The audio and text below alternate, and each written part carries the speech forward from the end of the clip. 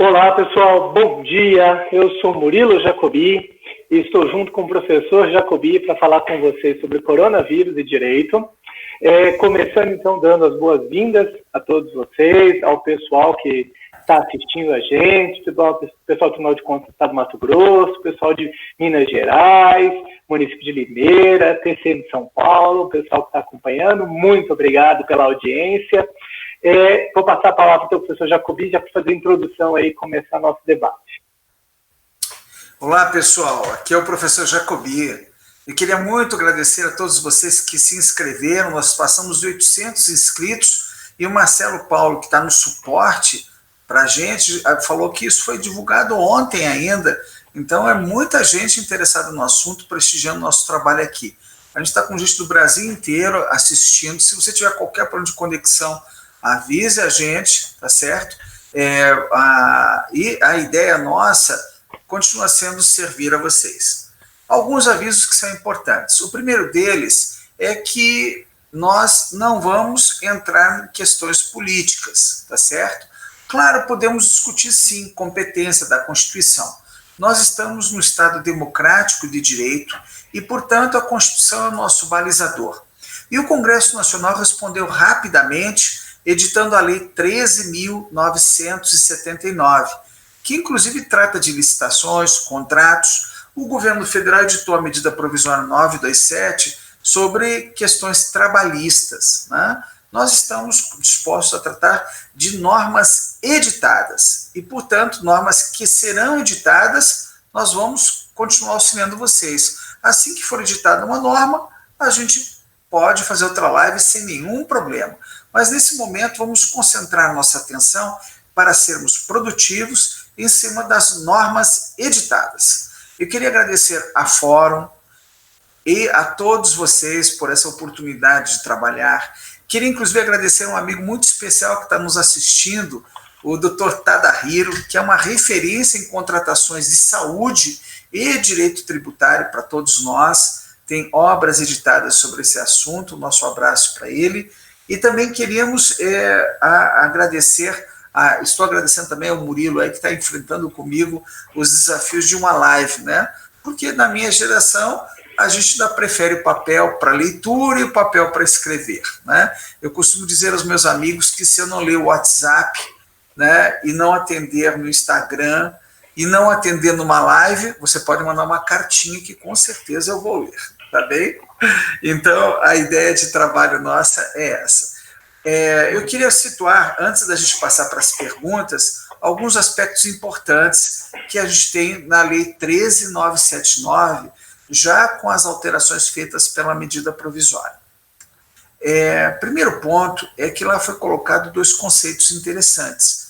O do isolamento, para quem já tem e foi diagnosticado o coronavírus, e a questão da quarentena, para afastar do convívio aqueles que estão em condições de suspeito ou que já estão necessitando do afastamento. E isso pode ser feito por ordem médica.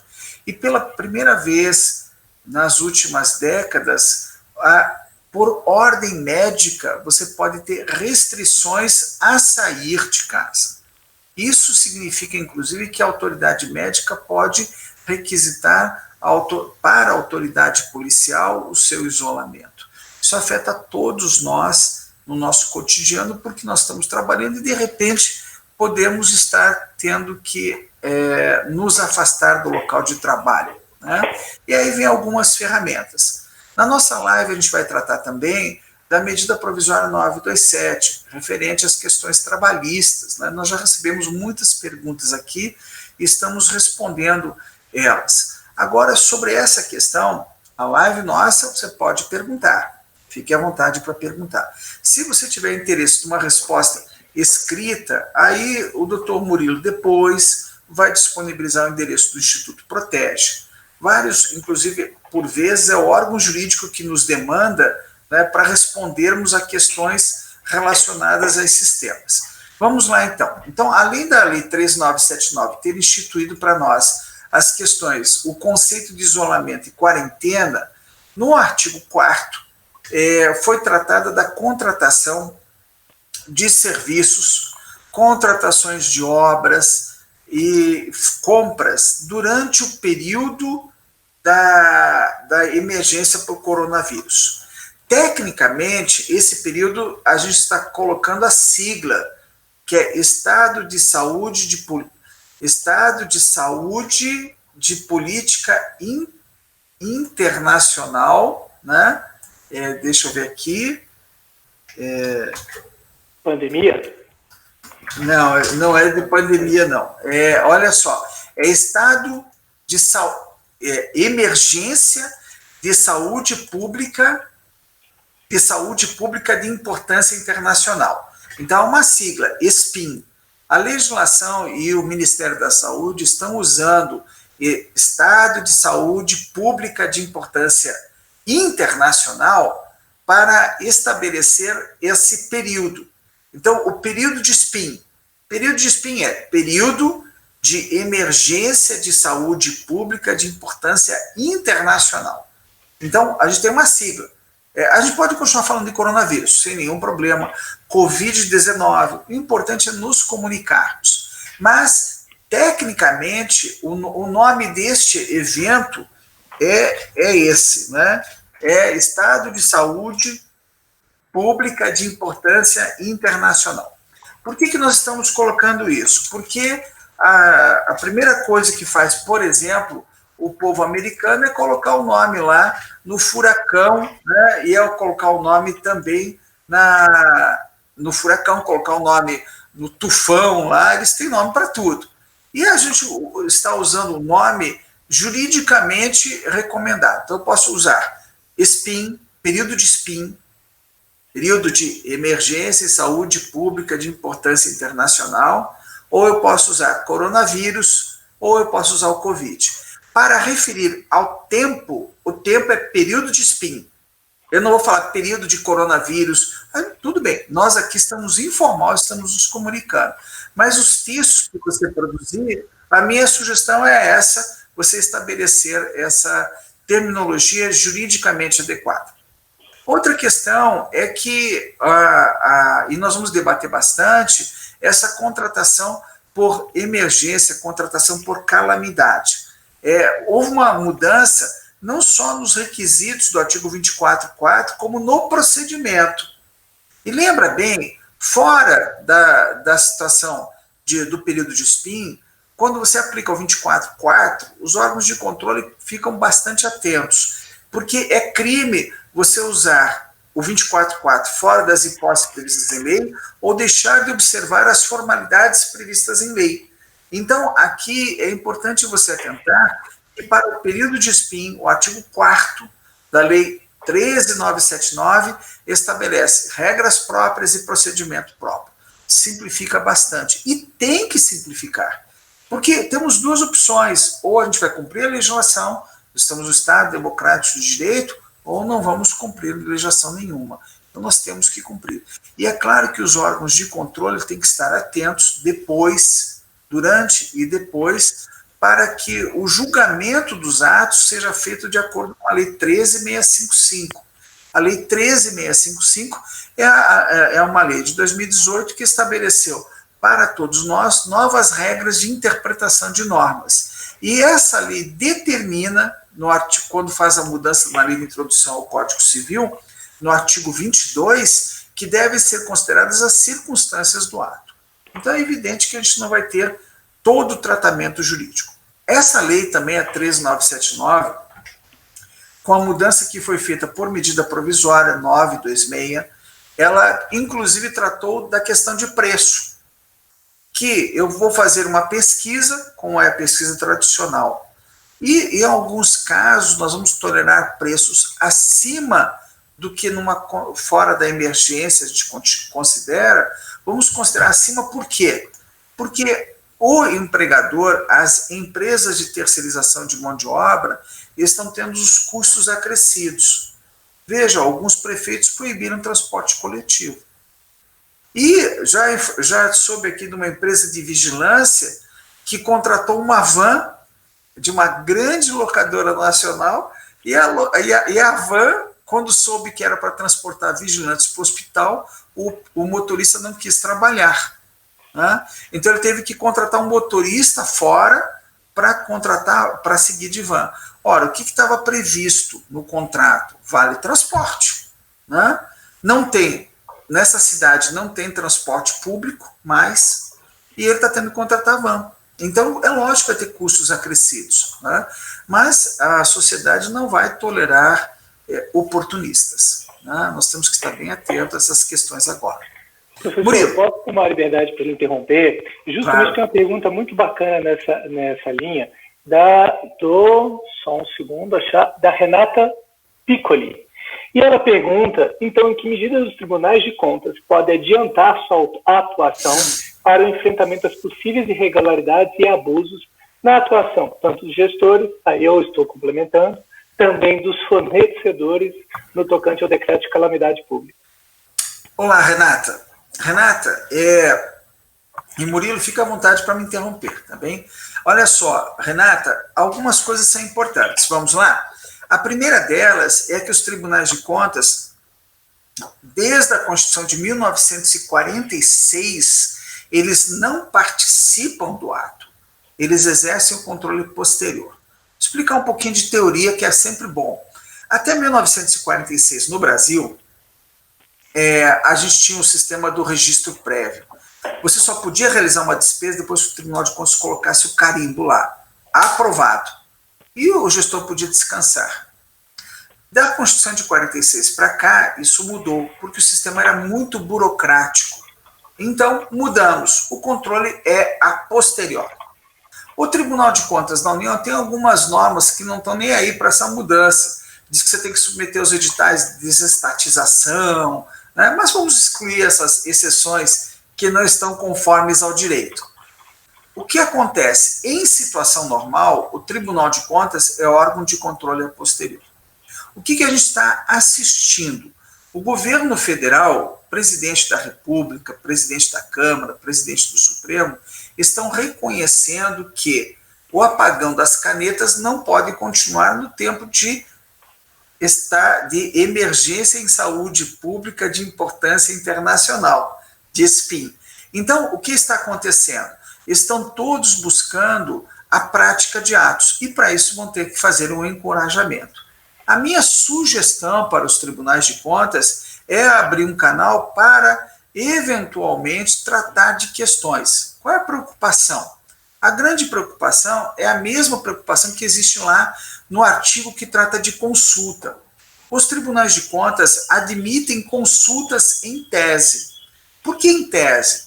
Porque eu posso fazer uma pergunta e, na prática, ter tantas circunstâncias que mudam até a própria pergunta. Então, é por isso que a consulta é formulada em tese. O que a gente está assistindo?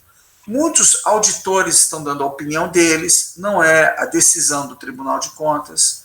E também, em muitas situações, os tribunais de contas podem editar pequenas súmulas, verbetes, orientação. Isso tem fundamento não na lei orgânica. Eu tenho recomendado, inclusive a conselheira que já ligou para mim, que faça isso com base na lei 13.655. Edite pequenas orientações.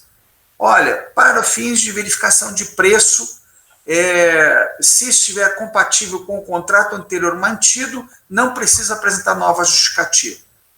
Para fins de aumento de preço, basta indicar sucintamente em 4 ou 5 linhas a causa disso, ficando sujeito à futura comprovação. Então, atualmente, vamos agora responder a Renata assim de uma forma bem objetiva, né, Murilo? Quando eu olho para a minha direita, eu estou olhando para o doutor Murilo e para o nosso suporte, que é o Marcelo Paulo. Tá? Às vezes eles me chamam a atenção aqui. Então, vamos responder a Renata. Renata, no Brasil só existe controle posterior. Tudo que for feito antes é ato de boa vontade. Não confunda a posição do auditor com a posição do Tribunal de Contas. E, por fim, aos tribunais de contas, eles podem editar pequenos verbetes com fundamento na Lei 13.655 para orientação. Cuidado lá, não pode legislar, pode orientar. E detalhe é o seguinte, assim como resposta à consulta, o Tribunal de Contas ficará vinculado aos verbetes que expediram nesse período. Eu acho muito legal que os tribunais de contas emitam os verbetes com base na Lei 13.655. Vamos à próxima pergunta, Murilo. Não, professor, eu queria fazer uma complementação em relação a isso. Eu acho que o que o professor pontuou é extremamente importante que os tribunais de contas assumam uma postura ainda mais orientadora. O nosso objetivo, então, é prevenir os excessos, é prevenir os problemas, e a postura orientadora ajuda muito isso. Outro lado que eu acho que aí, fazendo uma contribuição, também é uma contribuição por outro lado, a Lei 13.979 estabelece que as contratações têm que ser divulgadas na internet com o nome do fornecedor e demais interessados.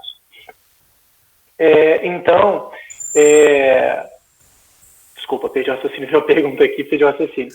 Então é importante, eu acho que aí é um controle que o TCU pode fazer, o máximo concomitante possível, saiu o contrato no site, já acompanhar, já fazer uma análise de se os procedimentos foram seguidos, comunicar nesse cenário. Hoje, a maioria dos sistemas de pregão eletrônico de estados e municípios, que não os grandes, Compresnet e Banco do Brasil, eles têm interface para integrar direto com o Tribunal de Contas.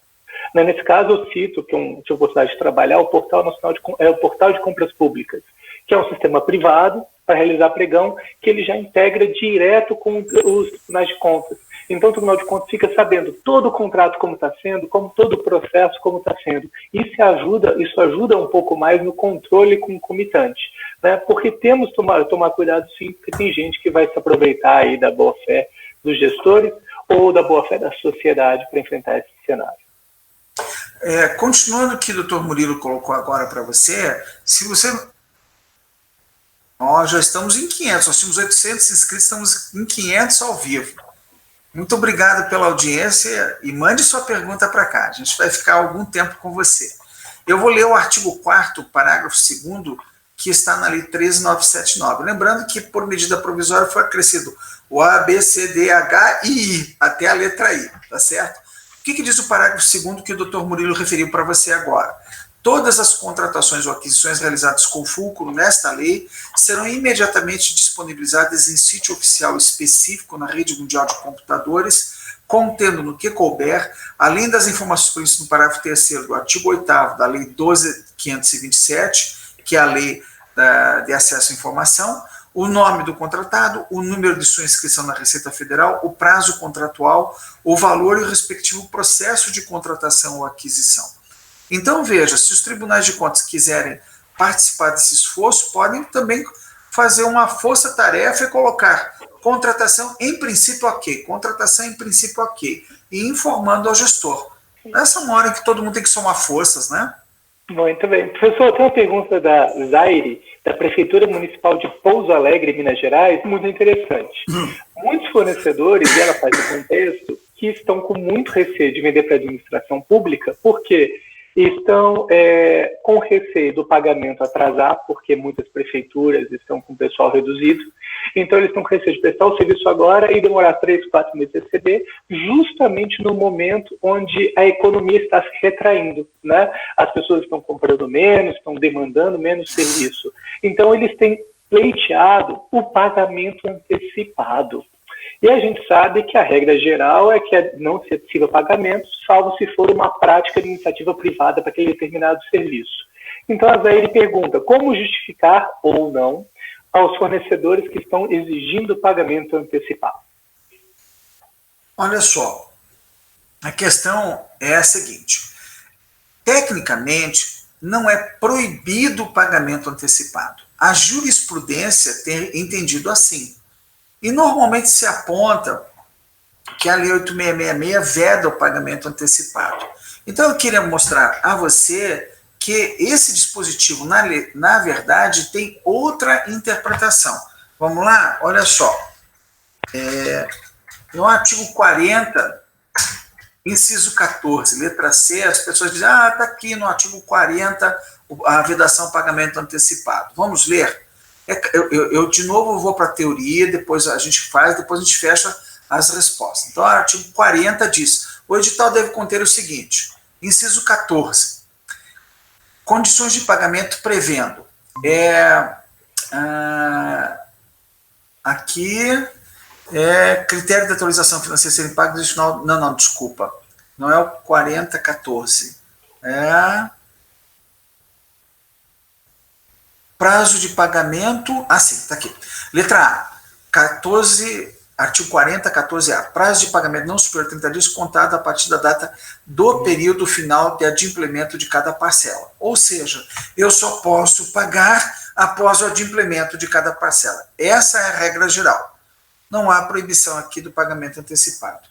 No artigo 38 do decreto 93.872 de 1986, eu vou repetir para quem está tomando nota, artigo 38 do decreto 93.872 de 1986, diz que eu só posso pagar antecipado quando eu tiver garantias do contratado. Esse decreto só vigora para o governo federal e é o famoso decreto do Caixa Único. É a bíblia do ordenador de despesas. Se você autoriza pagamento, esse decreto na esfera federal tem que estar decorado aqui, como eu mostrei para você que está decorado aqui agora, tá bom? Qual é o nosso objetivo? Então, veja, eu tenho que ter garantias. O que acontece de vez em quando e que as pessoas acabam indo parar no Tribunal de Contas? Vamos pensar juntos? Ora, se o pagamento, por lei, é depois do adimplemento, se existe uma exceção do governo federal que pode ser aplicado por analogia para estados e municípios, dizendo que eu posso fazer pagamento antecipado com garantias, o que acontece se eu fizer o pagamento antecipado sem as cautelas de exigir garantias? Eu vou gastar dinheiro público irresponsavelmente. E aí cabe tomada de contas especial para o servidor público que não cuidou adequadamente do dinheiro público pagar com o seu próprio patrimônio. Na verdade, esse tem sido o modelo adequado. Eu não considero correto pagar, eu acho que ele tem que receber multa. Ele não vai pagar do patrimônio, senão ele vai levar o bem para casa. Já pensou juridicamente isso? Eu paguei antecipado o computador, tá. Aí o fornecedor levou 2 anos para entregar. Entregou. Tá, agora eu vou responder tomada de conta especial. Eu pego o computador e levo embora para casa, porque eu estou pagando o computador. Juridicamente isso não fecha. Eu tenho que ser punido. Suspensão, punido com multa. Vamos agora à questão no momento da SPIN. Emergência de saúde pública de importância internacional. Muito bem, nesse período de SPIN, que só vai terminar quando a Organização Mundial da Saúde e o Ministro da Saúde, está escrito isso, na portaria 188 do Ministro da Saúde. Só vai terminar nesse momento, nesse período todo, nós estamos com algumas normas que foram afastadas. Perceba que a medida provisória 926 não tratou desse assunto e a lei 13979 não tratou desse assunto. Então, o que eu recomendo? Peça a proposta. Eu estou precisando aqui de 5.000 máscaras. Ok. Eu só forneço com pagamento antecipado. Ele tem que escrever. O fornecedor tem que colocar isso como condição de venda. Tem outros fornecedores que aceitam a condição do pagamento posterior? Se eu tiver, eu tenho que preferir. Ok. Mas não tem outros fornecedores. Na minha cidade só tem aquela empresa, aquela farmácia que tem lá estocado 5.000. Tá ok. Muito bem. Como é que eu vou trabalhar agora? Eu vou pegar o dinheiro público e vou pagar esse fornecedor. Se é uma compra com entrega imediata, eu vou dizer para ele, olha, você terminou a entrega aqui, eu pago você. A ordem bancária está na minha mão já. Tá? É só apertar o Enter no computador. Então eu vou tentar negociar para ter menor risco. Agora, tem situações, inclusive, de importação de produtos, já nas grandes compras, em que tem que ser feita uma parte do pagamento em depósito bancário. A minha sugestão é a empresa oferecer uma contra-garantia. Não há o menor problema. Ou seja, sempre que possível, eu vou tentar esticar ao máximo as garantias. Vão existir situações em que, eventualmente, você vai correr risco. E eu não posso me colocar no seu lugar dizendo, parabéns, vai fundo, porque durante o período de SPIN está valendo qualquer coisa. Por quê? Porque daqui a algum tempo virá o controle. Então, a regra é, tente evitar o pagamento antecipado, porque ele não está conforme o artigo 40, inciso 14, letra A, que diz que o pagamento só ocorre depois do adimplemento da obrigação. Esse é o fundamento correto. certo? Mas a lei é omissa sobre pagamento antecipado, como o doutor Murilo lembrou. Às vezes, condições do mercado impõem isso. Assinatura de jornais, revistas e periódicos. O pagamento é antecipado. Contratação de escada rolante e elevadores. O pagamento é antecipado, porque você não consegue comprar pagando depois, né? Então, você já tem alguns casos. Tem casos em que treinamento é pago antecipado. Eu até mostro isso no nosso livro Contratação de Treinamento. Quando você está pagando a inscrição, você não está pagando o curso. Então, ele é antecipado, pagamento antecipado. A gente tem um livro sobre contratação de treinamento, né, que a gente trata dessa questão. Se você está pagando o curso, é depois. Se for só a inscrição, o pagamento é antecipado. E a ideia é, fora dessas hipóteses que já tem jurisprudência, se você precisar, pode pedir para a gente. Fora dessas 3 hipóteses, qual é a outra ideia? A ideia é sempre pedir garantia. E vai existir situações extremas. E aí, você vai ter que correr algum risco com o seu CPF. Né? Essa é a nossa diretiva, tá bem? Aproveitando e se você for enfrentar esse desafio, lembre de citar o artigo 22, inserido pela Lei 13.655, e mostre nos autos que não encontrou fornecedor que não cobra antecipado, tá bom? Isso vai minimizar seu problema. Exatamente isso que eu ia pontuar, professor. Primeiro, a necessidade de mostrar no processo. O servidor público, às vezes, esquece dessa cautela. Então, o que o professor pontuou, acho que é a parte mais importante, verificar com outros fornecedores se aceitam não pagar antecipado, ok? Porque aí é o melhor cenário. E se todo mundo, ou aquele nicho, ou aquele produto específico exige antecipado, tome cautelas. Porque a chance de você ser punido é só se ele não entregar. Você pagar, ele não entregar, e você não conseguir recuperar esse dinheiro. Ok? Então, você está comprando 5.000 máscaras, coloca para entregar 1.000 máscaras por semana. Aí você paga antecipado e entrega 1.000. Daqui 2 dias entrega mais 1.000, você paga antecipado. Então você consegue reduzir o risco de um prejuízo maior. Se o cara não entrega a primeira, você não comprou tudo. Então você tenta mitigar esse resultado. São cuidados para a gente evitar que fornecedores desleais ou que não tenham uma postura correta se aproveita a situação. Ok? Então, tome essas cautelas. Tentar ver se outros fornecedores fazem, reduzir as entregas, parcelar as entregas, ainda que seja com 2, 3 dias de diferença, você pelo menos ver se alguma coisa, se ele está integrando alguma coisa e reduzindo o tamanho do risco aí. Formalize no processo, se proteja com base no artigo 22 da LINDB, isso é muito importante. Eu queria lembrar aqui que eu aprendi uma expressão lá na região norte do Brasil, que eles compram dos pasteiros. E aí pasteiro para cá, pasteiro para lá. Pasteiro é o sujeito que não tem nada, a não ser uma pasta onde estão todas as certidões de regularidade da empresa dele, né? A empresa não existe, é só a pastinha dele. Então tem que tomar cuidado com os aventureiros nessa hora, né? Nós aqui, inclusive, recentemente recebemos uma informação de um cliente que estava contratando um produto que testava o coronavírus em 10 minutos, saiu o resultado, né? E aí eu achei aquilo muito estranho, né? Mas como foi trazido por uma pessoa que a gente conhece, né, uma pessoa muito séria, ele mostrou o registro na Anvisa. Então existe até, hoje em dia, até testes que dão resultado em 10 minutos, imagine só.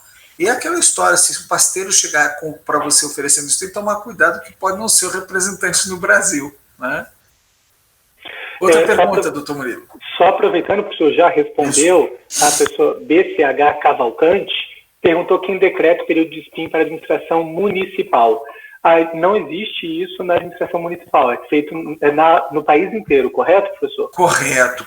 Então, Ministro da Saúde. Isso. Agora, veja só.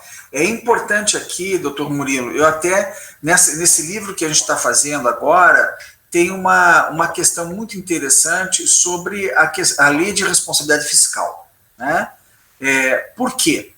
Porque na lei de responsabilidade fiscal, o artigo 65 dispõe o seguinte: na ocorrência de calamidade pública reconhecida pelo Congresso Nacional, no caso da União, ou pelas assembleias legislativas, na hipótese dos estados e municípios, enquanto perdurar a situação, é suspensa a contagem dos prazos, o limite do endividamento e tudo isso. O que eu quero dizer?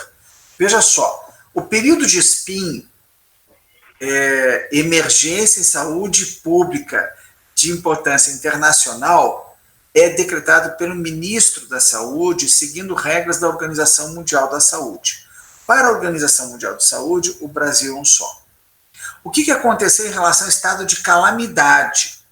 Calamidade pública, o presidente da República encaminha ao Congresso Nacional. E o Congresso Nacional, por meio de decreto legislativo, reconhece o estado de calamidade pública na saúde do Brasil. Ok? Parece confuso, mas eu vou explicar melhor. O ministro da Saúde é Estado de Saúde Pública de importância internacional. Ok? O presidente da República é estado de calamidade. Por quê? Porque o presidente da República, veja, não estou falando de política, eu estou falando de ciência jurídica, precisa do reconhecimento da calamidade pública pelo Congresso Nacional para ele não atender às metas fiscais, o limite de gasto de pessoal e o limite de endividamento. O governador precisa da Assembleia Legislativa para não atender à lei de responsabilidade fiscal, em relação à dívida, a relação ao limite de despesa de pessoal, e se ele não tiver isso, as consequências são danosas, porque ele vai ter que cumprir os limites. E o prefeito precisa do estado de calamidade pública decretado pela Câmara Municipal para, de acordo com o artigo 65, ele não cumprir os limites da lei de responsabilidade fiscal. Agora preste bem atenção. Eu recebi de um jurista, de um amigo meu hoje, de manhã cedo, a seguinte questão. A lei de responsabilidade fiscal cuidou só das finanças públicas e da dívida pública e do pagamento da dívida pública para os banqueiros. Nós temos que aproveitar o ensejo e revogar a lei de responsabilidade fiscal, porque nós temos que pensar em vidas humanas. Esse discurso muito fácil vai levar de novo o país a gerar cédulas, a gerar moeda, e nós nunca mais vamos sair disso. Nós precisamos da responsabilidade fiscal, sim. O que, nesse momento, pode ser afastado, segundo regras específicas do direito, já previstos no artigo 65 da LRF, nível de endividamento e despesa de pessoal. E pagamento da dívida. Agora, preste atenção. Você deve estar pensando assim, puxa, mas espera aí, o professor está dizendo que eu posso aumentar a despesa de pessoal. Não é essa a questão. É que a despesa de pessoal é calculada com base no denominador receita corrente líquida. É um percentual da receita corrente líquida, que pode ser 60%, 50%. Então, veja só, como o denominador vai baixar, a equação da despesa de pessoal vai aumentar. Mesmo que não se gaste mais um centavo com despesa de pessoal. É porque a receita corrente líquida inevitavelmente vai cair até a retomada do crescimento, que vai acontecer após o período de SPIN. E todos nós estamos torcendo para que ocorra, assim, com muito entusiasmo, com muita força, a recuperação da economia. Então, naturalmente, a receita corrente líquida caindo, a despesa de pessoal aumenta. Por isso que é necessário o decreto legislativo de calamidade federal, em cada um dos estados do Brasil, município. Tem gente pensando assim, puxa, o governador está decretando estado de calamidade no estado, se já foi decretado na União, foi decretado só para o Serviço Público Federal, para o Poder Executivo Federal, não foi decretado no país inteiro, não. O decreto legislativo número 6 é muito claro, é União, e os governadores têm que fazer também a sua decretação de calamidade. Tem jornalista falando que isso é um antagonismo do governador com o presidente da República, não tem nada a ver uma coisa com a outra, é o cumprimento do artigo 65 da LRF. Vamos nos esclarecer para que a gente não tumultue mais o país num momento tão difícil. E a gente está aqui para servir vocês, eu e o doutor Murilo. Pessoal, vamos lá. Só mais uma pergunta de pagamento antecipado, a gente já passa para falar sobre o contrato, que na verdade que também fala. A Roberta pontua aqui, em contratos já firmados, algumas pessoas estão exigindo o pagamento antecipado por conta de despesas, por conta do cenário crítico que estão vivendo. E traz um exemplo, por exemplo, do transporte escolar. Fala que os motoristas de transporte escolar estão exigindo o pagamento antecipado para continuar com o contrato. Minha posição nesse sentido é, professor, por favor, depois faça suas contribuições que são ainda mais importantes. A Lei 8.666 estabelece no artigo 40, inciso 14, que todo contrato tem que prever as condições de pagamento. E na linha D, ele fala que tem que haver compensações financeiras, o contrato tem que prever compensações financeiras, penalizações por eventuais atrasos e descontos por eventuais antecipações de pagamento. Veja, a 8.666 já previu, e quase ninguém sabe, que você pode prever o pagamento, um desconto se a administração pagar de forma antecipada. Se você está com um contrato em curso e, primeiro ponto, é mais vantajoso manter o contrato do que fazer uma contratação emergencial com outra empresa. Segundo ponto, o contratado demonstra que é essencial ou que é necessária essa antecipação de pagamento, ele pede essa antecipação de pagamento, o gestor pode, então, propor uma alteração contratual em comum acordo para prever no contrato um desconto se a gente vai pagar antecipado. Afinal de contas, você está tirando do contratado o risco necessário do atraso de pagamento e o custo necessário do capital de giro. Então, veja, se o contrato está em curso, se a pessoa fala, preciso ser pago antecipado, porque não estou conseguindo manter por conta desses cenários, avalia se não é mais vantajoso rescindir o contrato fase emergencial. Segundo, pede para ele formalizar. Terceiro, estabelece, então, um desconto. Eu pago antecipado, mas aí vou ter um desconto de 10% no valor da fatura, ou 5% do valor da fatura, o que for possível achar dentro desse cenário, para mostrar que você, gestor, se resguardou com os recursos públicos, ainda nesse caso de pagamento antecipado. O que você acha, professor? Muito bem, Murilo, acho que a resposta está perfeita. E vou aqui fazer uma observação. Quando eu procurei no artigo 40.14, eu coloquei a letra A porque é a regra geral. E eu disse que a Lei 8.666 nunca vedou pagamento antecipado, né? A regra geral é o pagamento após o adimplemento da obrigação. E você lembrou muito bem, para os contratos aqui, os descontos já deveriam estar previstos no próprio edital. Só que ninguém prevê isso, né? Então não há nenhum problema de se fazer aqui, e como você colocou muito bem, a empresa já presta serviço, né, você fazer durante algum período ali o pagamento antecipado. Eu acho que foi de propósito. Olha só, voltando aqui agora, eu estava atendendo o Marcelo Paulo. Olha só, a ideia é que, como o doutor Murilo colocou muito bem, o contrato já está em curso, então você tem uma garantia de que está sendo executado e o desconto é devido. Com relação ao aditivo contratual, ele é necessário mesmo. Tá? E a ideia da publicação, você pode aproveitar o artigo 61, parágrafo único, e interpretar ele literalmente. Veja, não é o caso da dispensa. A dispensa, durante o período de SPIN, ela está regulada no artigo 4º, parágrafo 2º. Fez a dispensa, tem que colocar na internet. Agora, todos os aditivos contratuais você pode juntar do mês inteiro e encaminhar a publicação até o 5º dia útil do mês subsequente. Isso só não vale para a esfera federal, que você encaminha na mesma hora que você faz o contrato lá. Segundo o que o Murilo me informou, no sistema é praticamente automático, né? O encaminhamento é a hora que você registra o contrato no sistema. Mas os estados e municípios podem juntar todos os aditivos do mês inteiro e encaminhar para publicação.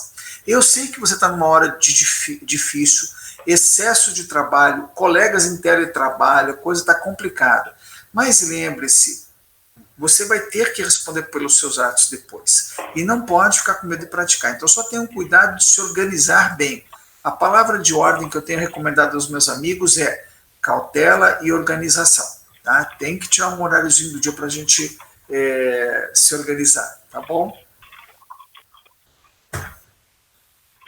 Estamos informados aqui, já temos mais 600, em torno de 600 pessoas já online. Né? Atingimos 600 pessoas. Vamos continuar aí com as perguntas, doutor Murilo.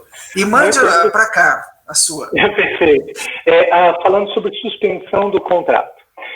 Uma primeira pergunta, então, antes de entrar efetivamente a suspensão dos contratos em cursos, a pessoa pergunta, suspender o contrato antes do início da obra, por exemplo, um contrato de obra, implica em reequilíbrio financeiro necessariamente?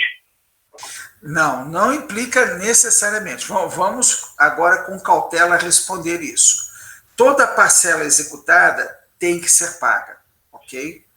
Em nenhum momento você está encontrando na legislação a ordem para suspender pagamentos. Você não encontra isso na legislação. Ah, tem um governador que fez isso. É uma outra coisa. Estou cuidando da legislação federal. Não tem amparo para suspender pagamentos. Agora, você pode suspender os contratos, sim, por motivo de interesse público. O que acontece nessa situação? Pela Constituição Federal, nós temos o balizador inicial no Brasil, diferentemente dos países estrangeiros, o nosso equilíbrio econômico-financeiro do contrato é uma fotografia da hora da proposta. Na hora da proposta, o fornecedor licitante, ele tem condições de ter toda a sua estrutura de custos. Então, o Brasil, diferentemente de outros países, mudou a fotografia, não é a assinatura do contrato, é a data da proposta. O que acontece quando você suspende o contrato? Você vai estar jogando a execução mais para frente. E por lei, hoje no nosso país, o prazo você vai contar 1 ano, a contar da data fixada para a apresentação da proposta ou do orçamento a que ela se referir. Porque às vezes você tem dissídio coletivo, mão de obra terceirizada, que eu já vou cuidar a seguir. Mas nesse momento, quando você suspende o contrato, o tempo está continuando. Então pode acontecer, vou imaginar aqui, que a empresa apresentou a proposta no dia 2 de janeiro, numa licitação que você fez em 2 de janeiro. Aí o canteiro todo, ela limpou o canteiro, organizou direitinho, e ela ia começar a execução dia 20 de março, começar as estacas. Você foi lá e mandou suspender. E vou imaginar que, por vários motivos, você só retoma essa obra em 2 de janeiro de 2021. Ele vai ter direito ao reajuste de preços. Ok? E poderá ter direito também a reequilíbrio. Vou imaginar que o cimento sumiu do mercado brasileiro e que o saco de cimento triplicou o preço. Então, ele vai apresentar uma nova planilha de custo se ele quiser reequilíbrio completa, e você vai examinar completamente. O que a suspensão do contrato faz, agora respondendo objetivamente? A suspensão do contrato dilata o prazo de vigência do contrato, mas não afeta a época do reajuste do contrato, que continua igual ao que foi previsto na licitação. 1 ano a contar da apresentação da proposta, ou do orçamento a que ela se referir. Por que a gente sempre enfatiza o orçamento a que ela se referir? Eu e o Murilo escrevemos um livro com vários amigos sobre terceirização de mão de obra, cuidando dessa questão. No Brasil, isso foi muito polêmico, mal interpretado, saiu um monte de decisão errada, cada um se sentiu dono da verdade. Até que alguém foi ter o trabalho de ler o que está na lei. E o que está na lei? Os contratos serão reajustados 1 ano a contar da data limite para apresentação da proposta. Quando se refere à mão de obra terceirizada, essa data é trocada pelo outro pedacinho da lei, ou do orçamento a que a proposta se referir. Então, todos os editais, na atualidade, no governo federal, quando se trata de mão de obra, coloca o seguinte: estou aplicando hoje os salários vigentes desde o último acordo coletivo de trabalho, que foi em outubro, por exemplo, outubro de 2019. Então, quando o contrato completar 1 ano da vigência disso, ele será reajustado.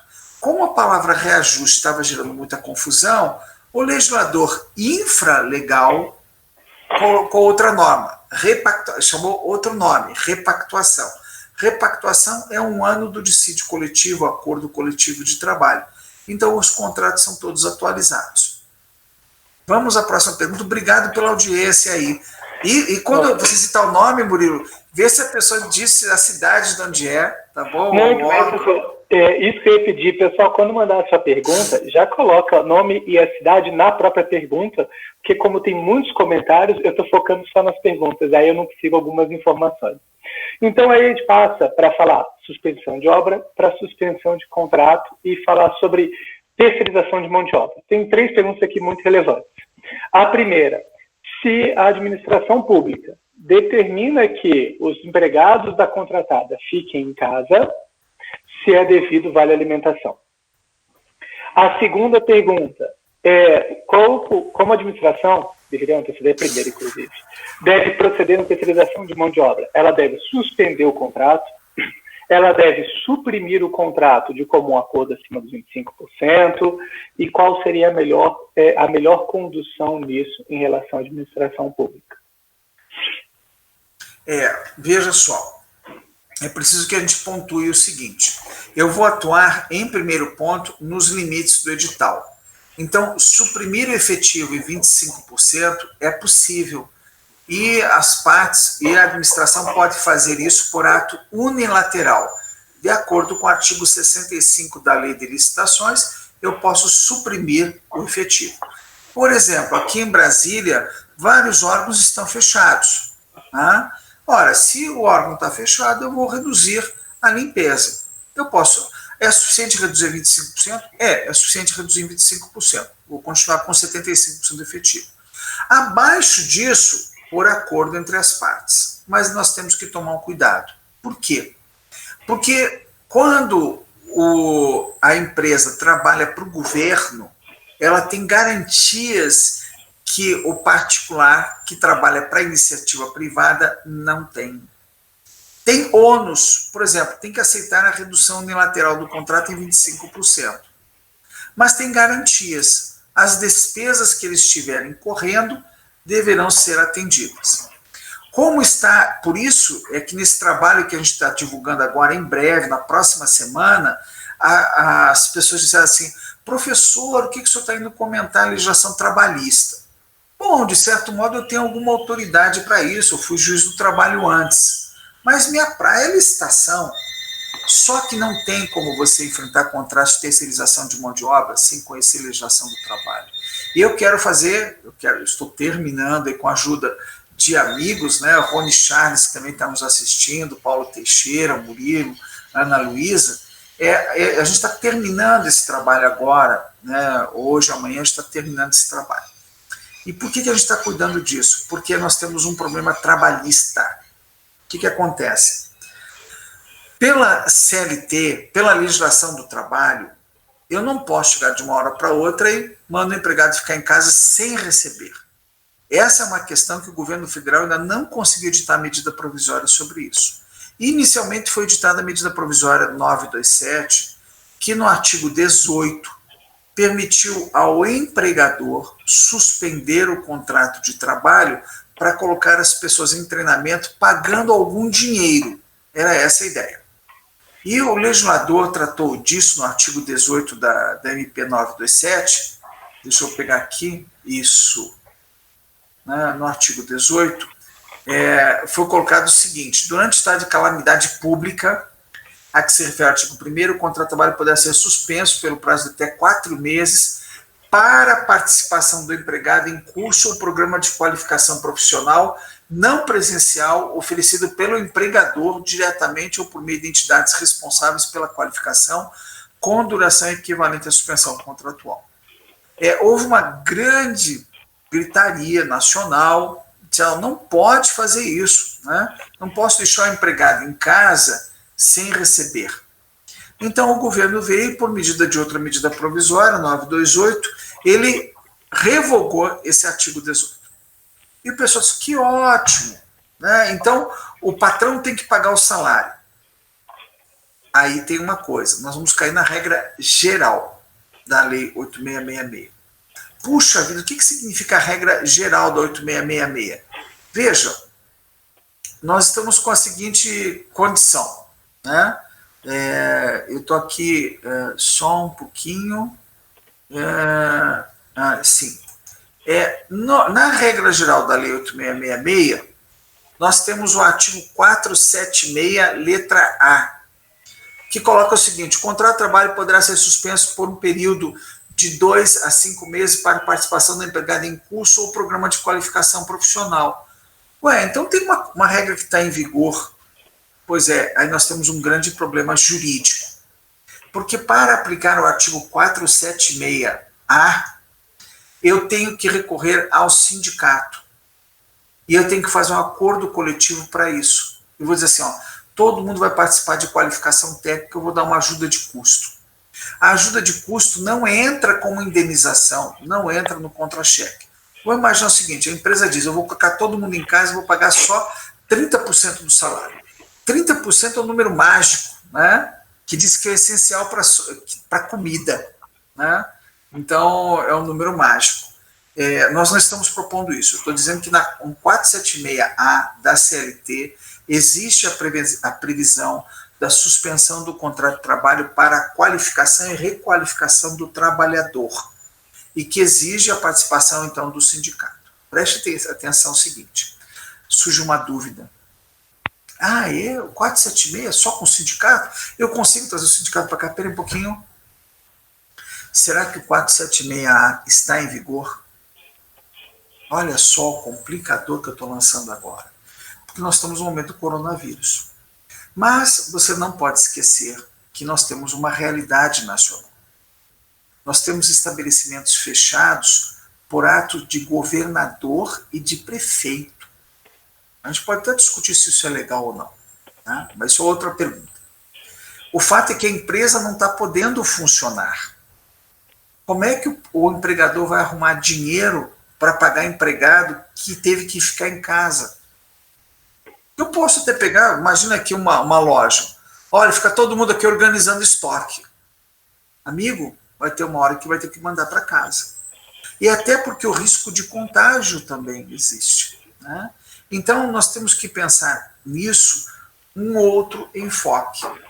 Aí veja o seguinte: o governo, se mandar a empresa não prestar o serviço, ele tem que ressarcir a empresa dos custos. Ok, é verdade. Tem que ressarcir dos custos mínimos. A despesa de vale alimentação existe? Não existe mais. Porque a pessoa não está se deslocando para comer fora. Agora, pode ocorrer a questão da cesta básica, que está lá previsto no contrato de trabalho, no contrato de terceirização de mão de obra. Esse continua existindo. Mas o assunto é muito polêmico. Eu até vou pedir a opinião do Murilo sobre esse assunto. Então, veja só, na medida, para a gente fechar isso, a medida provisória 927 autorizou a suspensão do contrato de trabalho, o artigo 18. O artigo 18 está revogado. A regra geral está na CLT e depende da anuência e participação do sindicato. É o que a gente tem de legislação hoje. A administração, quando ordena que fique em casa, tem que ressarcir a empresa contratada dos custos incorridos com isso. Muito bem. Aproveitando, então, a gente está nos últimos 4 minutos, acho que não tem mais nenhuma pergunta, eu só queria, então, contribuir em cima disso e aí fazer uma provocação aos gestores. Não faça supressão lateral do contrato. Não faça, em contrato de terceirização de mão de obra, a supressão do contrato. Em vez de você suprimir 25% do contrato, você consegue, mediante do acordo com o particular, mediante o acordo com o particular, você consegue estabelecer regras para ele, por exemplo, reduzir a jornada em 25% dos seus empregados e reduzir a remuneração proporcionalmente falando. Isso é muito melhor. Você não aumenta o desemprego, você reduz o impacto, porque 25% da remuneração perder é muito ruim, mas é menos pior que perder o emprego. E se você suspende o contrato, reduz o contrato em 25%, o empresário não sabe o que fazer. Vai fazer o quê? Vai demitir os 25%? Ok, se demitir os 25% pode gerar um reequilíbrio, porque a quantidade de pessoas demitidas no curso do contrato foi superior à previsão lá do anexo da planilha de preços que ele previu de emissão dos funcionários. Ele vai ter que recontratar daqui a 3 meses? Não pode recontratar o mesmo funcionário, a CLT veda se for menos de 3 meses. Então é muito melhor os gestores sentar e conversar com a empresa e propor alteração do contrato, redução da jornada de trabalho em 25%, com a redução da remuneração. Isso traz menos impacto para a administração pública e é melhor para o cenário econômico e social. Você não aumenta o desemprego. Todo mundo aperta o cinto junto, mas você não aumenta o desemprego. Se você reduz unilateralmente 25%, você está aumentando o desemprego, botando pessoas na rua e não necessariamente reduzindo 25% do valor do contrato. Porque tem custos que a empresa vai ter que arcar que você não está considerando. Como o professor pontuou, contratar van para transportar o pessoal, afinal de contas, muitos estados, muitos municípios estão com um transporte municipal interrompido, transporte público suspenso. Então, isso são fatores que têm que se considerar. Vai suspender, mais uma observação, vai suspender o contrato, redução de 25% sem acordo, para depois retomar o contrato, você vai ter dor de cabeça. Eu e você sabemos, nós sabemos, vocês também sabem, que o Tribunal de Contas permite aditivo superior a 25% para a gente, em alguns casos excepcionais. E a gente está em alguns casos, a gente poderia dizer que estamos em casos excepcionais. Para reduzir em 25%, depois vai voltar para os 25%. Mas isso precisa ser considerado. Oi, Marcelo, o que você falou? Ok. Marcelo, você perguntou, podemos perguntar mais 10 minutinhos? Podemos? Ótimo, que bom. Então a gente vai ficar mais 10 minutinhos com as perguntas. E Murilo, deixa eu pegar daí, existe uma questão que nós temos que ver com bastante maturidade, e é um problema. Veja, como não há definição ainda, a definição deve sair até segunda-feira, sobre a questão da suspensão do contrato, nós estamos com um problema. Veja só, aqui em Brasília, teve uma empresa de manutenção predial que propôs ao governo: olha, como as unidades que estão fechadas, eu vou mandar meu pessoal embora para casa. Não precisa pagar nada, eu vou bancar o salário.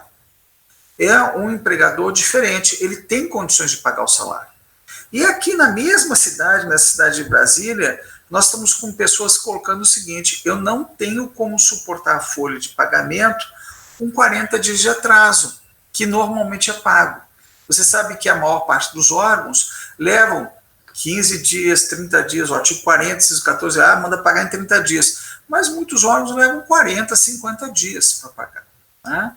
E isso tudo são situações, até, veja só, aspecto ideológico que a gente tem que considerar, mas não pode guiar os nossos atos. Nós somos guiados pelo direito, ok? Sem política. Mas veja só, tem um aspecto ideológico. Acabei de falar com uma médica amiga minha, Jacobi, olha só, é para o pessoal ficar em casa. Tem risco de contágio comunitário, para todo mundo ficar em casa e ponto. Né? Então, veja, e aí nessa questão, a gente tem aquela questão da saúde, da economia, do que prevalece, do que é possível. Então, acho que cada um tentando fazer sua parte de modo consciente. Né? O que o doutor Murilo colocou é uma grande verdade. Você simplesmente suspender o contrato, você pode não estar resolvendo o problema. Mas pode ser que a empresa possa. É o caso excepcional desse conhecido nosso aqui em Brasília, que todas as unidades que fecharam, ele colocou a pessoa em casa e disse: não tem nenhum problema, eu garanto o pagamento. Né? E depois, provavelmente, ele vai cobrar do governo. Então, tudo isso são questões que a gente tem que pensar um pouco mais. Eu pedi a prorrogação de mais 10 minutos para a gente responder mais uma perguntinha, mas a gente também pode voltar noutra live também. Aí eu vou verificar com o Murilo aqui e com o pessoal da Editora Fórum, se a gente ficar com muitas perguntas pendentes, a gente marca para fazer outra live para vocês, tá bom? Não se preocupe não, a gente está aqui para servir. O que aconteceu é que a gente programou aqui 1 hora e nada impede que você já fique sintonizado que a gente vai ter outra live. Está saindo a orientação nossa por escrito. Eu estou esperando para fechar essa parte trabalhista, a nova norma do governo federal. Né? Nós todos estamos ansiosos, porque quando sai uma norma nova, ao contrário do que muita gente coloca assim, que bagunça. Não, é assim mesmo, nós estamos no Estado democrático de direito e nós temos que ter boas normas, muito sensíveis nesse momento. A questão da suspensão do contrato não vai se resolver nessa live, tá bom? Porque vem norma nova aí e é um dos grandes problemas nacionais, né? Empresas que são fechadas por ordem de alguns governos, a gente pode discutir se é legal ou ilegal, sem receita. E nós sabemos também que o dinheiro público acaba, né, porque o governo não pode hoje mandar rodar cédula, rodar o dinheiro na Casa da Moeda como podia antes da lei de responsabilidade fiscal. Eu só queria, então, cumprimentar o pessoal que está na live também, o professor, o nosso colega, o advogado Renato Monteiro, também fez essa pergunta sobre terceirização de mão de obra. E voltando, então, professor, para a gente ir para o ritmo final, só tem um pedido de esclarecimento aqui sobre uma pergunta que a gente falou. A gente falou sobre a Lei 13.979, que lá no seu artigo 4º, parágrafo 2º, fala que as publicações dos contratos têm que ser feitas pela internet. Isso quer dizer que está dispensada a publicação desses contratos em diário oficial, jornal de grande circulação, conforme o caso? Como é que o senhor analisa isso? Então, vamos voltar aqui à questão só um pouquinho das empresas que estão buscando suspensão do contrato, do gestor do contrato de terceirização de mão de obra. Minha sugestão, deixe para decidir um pouquinho mais adiante. Hoje é dia 26 de março, a maior parte das empresas paga até o 5º dia útil do mês subsequente. Segura um pouquinho, porque pode vir norma nova, e se não vier norma nova, eu assumo com vocês aqui, com o Murilo também, o compromisso da gente voltar para responder essa questão, tá bom? Então, segunda-feira ou terça-feira a gente tem uma nova live, tá? Ou antes até, se a gente tiver uma resposta definitiva sobre isso. E destaco, enquanto isso, a CLT já permite, em casos excepcionais, reduzir 25% do salário e da jornada dos empregados da empresa. Então, isso é uma solução intermediária que a gente evita a suspensão de contrato, até pelo menos a nova norma, como o professor pontuou. Pois não, professor? Isso, e já está em vigor férias, com o diferimento do pagamento das férias e de 1/3, já está em vigor na medida provisória 927, já está em vigor banco de horas, que são outros instrumentos que você já tem à disposição e que são absolutamente legítimos. Vamos para a pergunta agora que foi feita. Em razão das contratações ocorridas com base na Lei 13.979, eu tenho que efetuar publicação em outros veículos? Resposta categórica, não. Por quê? Porque o parágrafo 2º do artigo 4º disciplinou o procedimento desses atos. Note o seguinte, ontem um amigo nosso ligou para nós e perguntou: professor, eu estou aqui com um servidor público que ele tinha uma dúvida com o senhor. Eu vou aditar o contrato em 25% ou eu faço um contrato emergencial com base na Lei 13.979? Sem dúvida, faça um contrato emergencial com base na Lei 13.979 por 2 motivos. Primeiro, você foge de todo o regramento dos procedimentos do 8666. Você fica na Lei 13.979, que teve, inclusive, a participação de uma das pessoas mais dedicadas ao nosso país que eu conheço, né, que é o Renato Fenili e o Herker. Cristiano Herker, né? E o Cristiano Herker, né? Eles estão fazendo das tripas dos corações aí para criar procedimentos assim, bem factíveis, né? Então, o que ele foi colocado? Todo passo a passo. Veja, a simplificação do termo de referência, a critérios diferentes para a publicidade.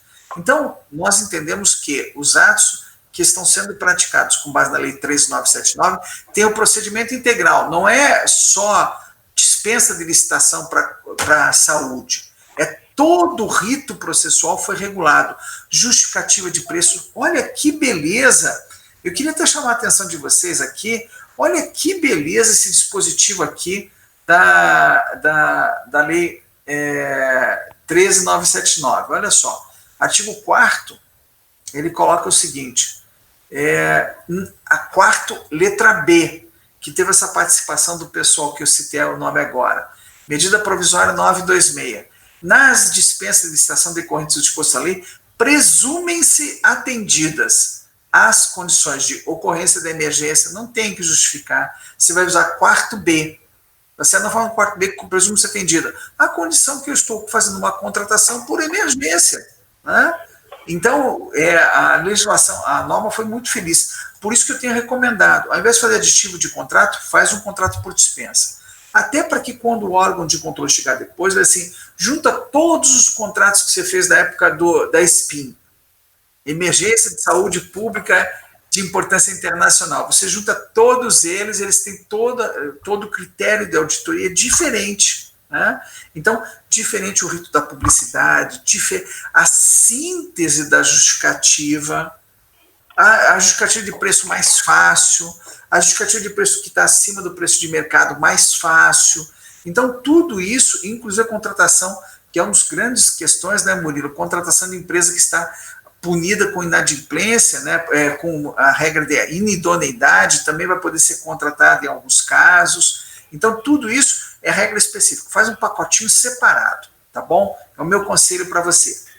E aí, a última, aproveito para responder. Muita gente falando, poxa, minhas licitações presenciais, eu continuo ela, suspendo, como é que faço isso, como é que eu contrato? Isso autoriza a fazer uma contratação emergencial, porque eu não posso fazer licitação presencial. Muito cuidado, pessoal.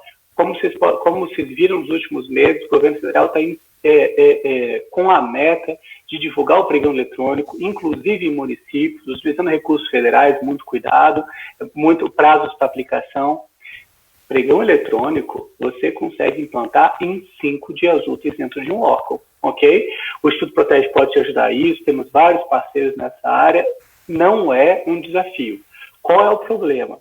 Se você fala que não pode fazer licitação presencial para usar contratação emergencial, ok, mas o que você está fazendo, e o Tribunal de Contas pode cobrar, por que você não está fazendo pregão eletrônico? Ou por que você não tomou medidas para implementar o pregão eletrônico? Então, uma coisa é, não consigo fazer presencial porque está suspenso o movimento na rua, porque o município mandou suspender meu órgão. Faça emergencial, mas já analise e inicie os procedimentos para implantar um pregão eletrônico. Desse modo, você mostra que você fez tudo que tinha à sua mão, ok? Você já procurou apoio, já iniciou um processo de fazer um pregão eletrônico. Do contrário, o pessoal pode falar que você se aproveitou dessa situação para fazer as contratações emergenciais, sendo que você tinha outras soluções, como compra eletrônica, que é uma grande ferramenta e está sendo incentivado pela maioria dos tribunais de contas, pelo governo federal. Então, cuidado, que a suspensão de sessões presenciais não é, por si só, justificativa da contratação emergencial. Isso, então, eu também concordo com o Murilo. Em alguns casos é melhor você partir para a dispensa da Lei 13.979 do que arriscar um pregão presencial, né? Até porque são recursos federais. Muito bem, pessoal, nós temos que encerrar por aqui. Queria colocar para você a minha gratidão por você ter comparecido aqui na live. Você viu que as perguntas são importantíssimas, que todos nós estamos enfrentando as mesmas dificuldades. Queria agradecer ao Murilo, Marcelo Paulo, do apoio da Editora Fórum, ao Luiz Cláudio também, e dizer para você que fique atento, porque a gente volta em outra live aí, inclusive com outros professores também, tá bom? Conte sempre conosco. Olha, que beleza. Maravilha. Vamos continuar juntos, amigos. A ideia é que nós temos que unir esforços nesse momento. É por isso que a gente está tirando um tempo do nosso trabalho aqui para atender você e para dizer para você que você não está sozinho, tá bom? Você pode também ter ajuda profissional lá no Instituto Protege. Minha recomendação é sempre para você ter alguém cuidando bem dos atos que você estiver praticando, tá bom? E com a informação do Marcelo aí que nós passamos de 1.000 inscritos, mais de 600 pessoas assistindo, e aí o nosso compromisso, que a gente volta em outra live aí, tá bom? Obrigado a todos. Pessoal, também queria agradecer a todos, muito obrigado pela atenção, muito obrigado pelas perguntas, são muitas perguntas, a gente não conseguiu responder todas, vou tentar consolidar aqui, quem sabe a gente sair produzindo alguns materiais para divulgar as perguntas que foram feitas que a gente não conseguiu abordar, e aí está à disposição aí, segue a gente nas redes sociais, o professor Jacobi tem o Twitter, nós estamos, tanto o escritório quanto o Instituto Protege no Facebook, LinkedIn, tem o meu perfil no Instagram também, não deixe de seguir, a gente vai conversando para tentar ajudar vocês nesse momento desafiador. Um grande abraço.